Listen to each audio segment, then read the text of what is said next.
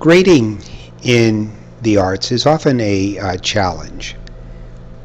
So this is an effort, this presentation is an effort to kind of address the issues around grading in the arts and the problems that sometimes they present. Here is a guide to teacher performance and criteria that one might use to grade teachers.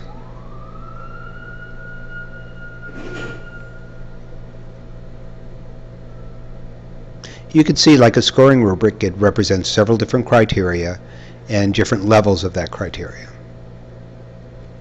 of those criteria. Why do we need grades? Primarily to transmit information. We need to be able to communicate a student's achievement to students, to other teachers, to parents, and to administrators. And part of that is tied to the size of our educational system. If we were all involved in just one-on-one tutoring, and if we started with children when they were very young and continued with them through college, there wouldn't be really any need for grades formally. Certainly students would need feedback and parents would be anxious to know how their students are doing, but we really wouldn't necessarily need to grade. So the question is, the size of the system kind of requires a shorthand transmission of information. We might write paragraphs about each child, but as some elementary general music teachers might have as many as 450 students or more, how are we going to, the time that it takes to write little paragraphs for each of those 450 students is overwhelming. Grading allows us to understand the levels of skills that's involved, assessing the skills that are involved, and then adding a judgment. So whether this is good or bad, regardless of what criteria might be used. So we first measure and then we add judgment to it. And here you can see in an studio art setting what might be a typical evaluation scenario.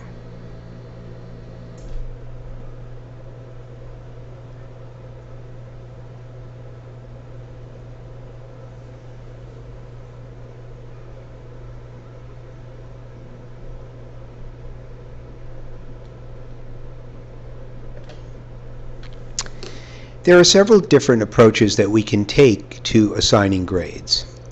Absolute standards, growth or improvement, achievement with respect to ability, and achievement with respect to other students. So when we use absolute standards, that's where we make the statement, we're going to give a test. If you get a 90 to 100, you'll get an A. If you get an 80 to 89, you'll get a B. If you get below 60, you won't pass. These kind of absolute criteria are easy to establish sometimes in certain areas, particularly like physical standards, like keyboarding. Being able to do 50 words a minute, plus or minus 3 words per error, is that would be a criterion to get an A, let's say. So those are relatively easy to establish if we're talking about physical criteria. And in some ways, the year-end approach to mastery testing that's done in other disciplines is kind of the notion of absolute standards. Students are ranked in terms of being proficient or approaching proficiency, or so those are kind of absolute criteria. They're particular test scores that are established prior to students taking the test. They're not relative in terms of each student. Often absolute standards might be based on teachers' experience. So I've given this exam several times. I know how students generally do on the exam, so I can set specific criterion based on my experience. And this might be an example maybe of absolute standards. This is from a music program where there are specific points awarded for certain kinds of activity. And tied with this kind of form might very well be the notion that you need to get 800 points to get a C, 1,200 points to get a B, and 2,000 points to get an A. So it shows you the number of points that might be, and then they're accumulated, and then it's kind of an absolute what the interpretation of the total number of points is. When we grade in terms of growth or improvement, we're again often talking about the specific skill. So we might consider that in areas like physical education or driver's education or arts education. Where does the student enter the instructional process at the beginning and at the end? And this allows to compensate for initial weak performances. Some of the challenges might be, does it help or hurt students? Do students who don't work hard, are we really evaluating effort or are we evaluating achievement? And I think it has different effects on more capable students and less capable students. Often less capable students, because they have more to learn, are able to improve more. And with very capable students, they may not have that much more to learn, so they may improve less. So if one is strictly applying this, it might advantage less capable students, and disadvantage capable students. There's also the notion of grading with respect to ability. So we have a student who arrives in our studio who we perceive as talented. So then we evaluate that student based upon what we perceive as their ability. It's often, the problem is that teachers' perception of ability is often biased. And again, this approach can have a differential effect on more capable students and less capable students. Does a less capable student get an A because they're less capable but achieved a lot? And does the capable student get a C because they didn't change as much? And doesn't that kind of distort the grades when we hear an audition and the capable student is playing very well and the less capable student is playing less well? So those are some challenges with this approach. A common approach that's used in grading is achievement with respect to other students' achievement, which is often known as grading on a curve. So it's comparison of students within a group. It could be within a class or within a studio.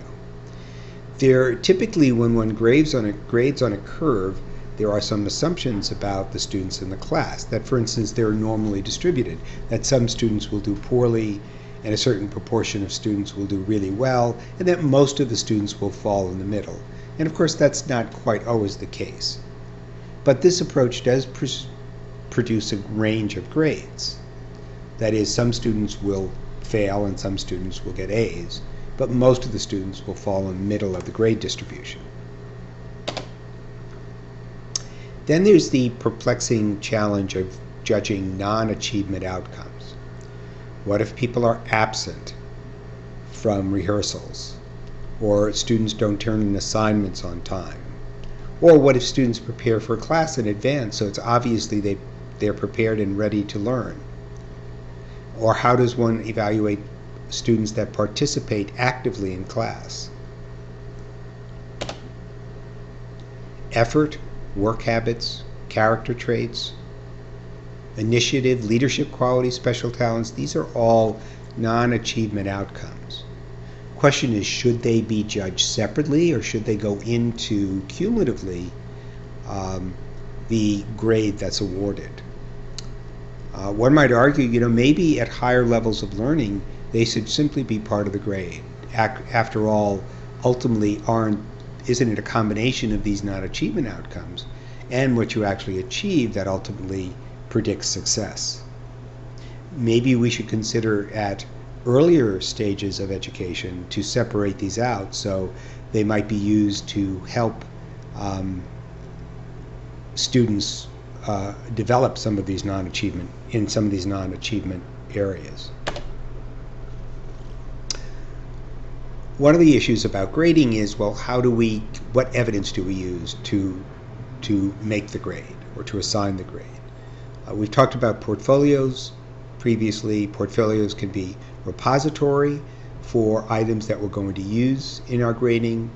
Portfolios encourage the notion that we're going to use multiple perspectives, often over time, particularly if we're talking about process portfolios. And they could be used in different instructional settings like the studio or a classroom or an ensemble. An important issue to consider when grading, particularly if one is taking an authentic approach to grading, has to do with the notion of assessment, the relationship between assessment and curriculum, and the notion of mastery, that students master certain skills and understandings. It's important, and particularly was stressed in the notion in authentic assessment, that students understand what the expectations are. That's why we might give students rubrics, so they understand how they're going to be evaluated. It's important that they develop self-assessment skills and that enable students to work and improve in small steps by carefully designing experiences. And studio instruction is both in art and music is a good example of that, because we're generally working one-on-one with students. Here are some means that people have developed.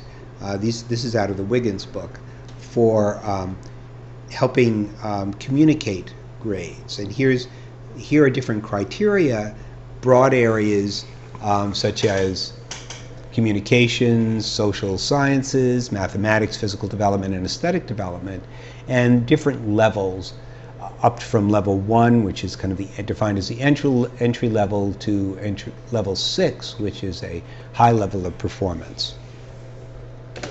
This particular final assessment form, it was used in a band setting. And what's interesting about this, and kind of underscores the notion of self-assessment, is that both the teacher and student rated themselves in these 10 different areas. And they rated themselves, kind of on these on a 3-point continuum, low, medium, and high. You can see below the graphic the areas that were being assessed. Attitude and effort is number 1. Concert attendance is number 2. Goals, number 3. Scales, am I able to perform all appropriate scales accurately without stopping, is category 4, and category 5. This was an authentic, approach where there was a process portfolio, and students in the ensemble contributed to the selected items for the portfolio. This is from Dirth's work. So if you can recall from the authentic assessment material, these were the kinds of things that were included in the portfolio. One of the things they would do at the end of the year would the student and the teacher would compare each other's ratings, reinforcing the notion of improving self-assessment.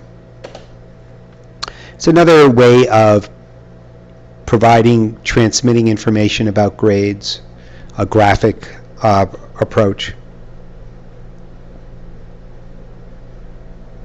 This is probably a literacy class, or is it a general class? It's about writing, primarily.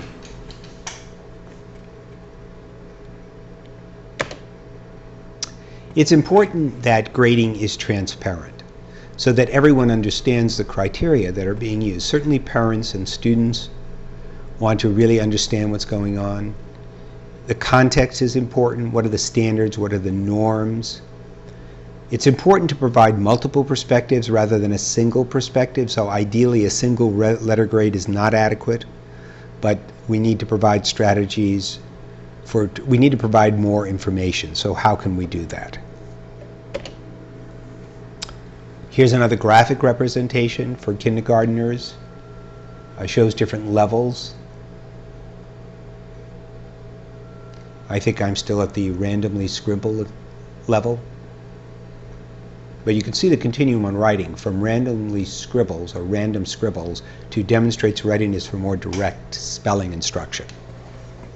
A rather, large continuums. It shows you how much growth is expected in kindergarten.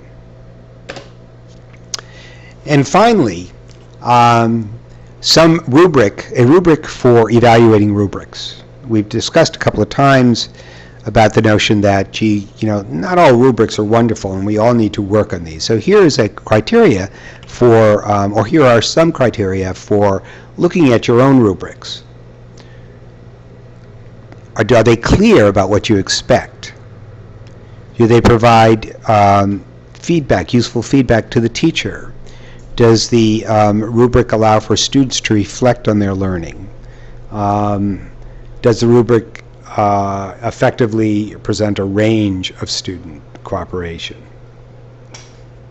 So, rubrics for rubrics. And that's the end of this presentation on grading.